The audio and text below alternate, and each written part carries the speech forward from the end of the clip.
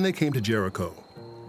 As Jesus and his disciples, together with a large crowd, were leaving the city, a blind man, Bartimaeus, which means son of Timaeus, was sitting by the roadside begging.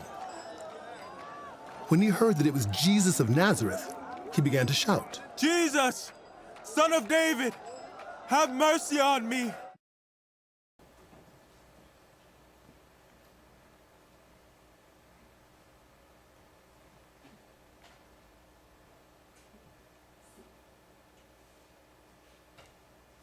Before Jesus came to Jericho, I was a poor beggar man, dependent on the kindness of others for my very life.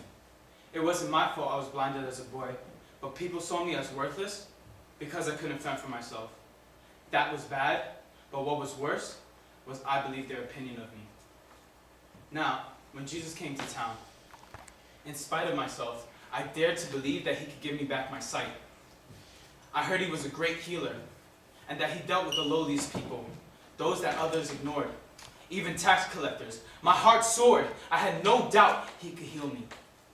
I knew all the stories, but I was so afraid that he wouldn't deal with someone called worthless by so many.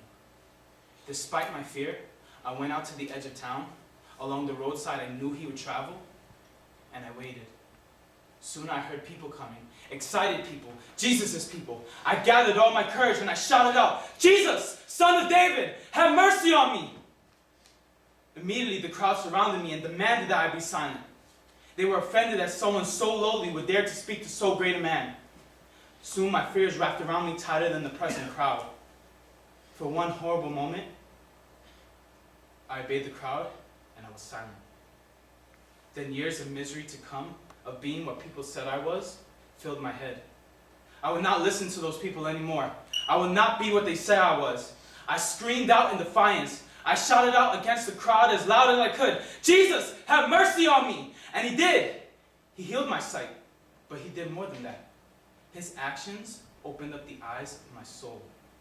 I saw I was a person with value and gifts since the first time of my blinding. From that time to this, I followed Jesus. I followed him through the great joys and the terrible sorrows. From that time to this, I don't allow the opinions of what others say I am or what I should be bother me. Don't let them bother you either.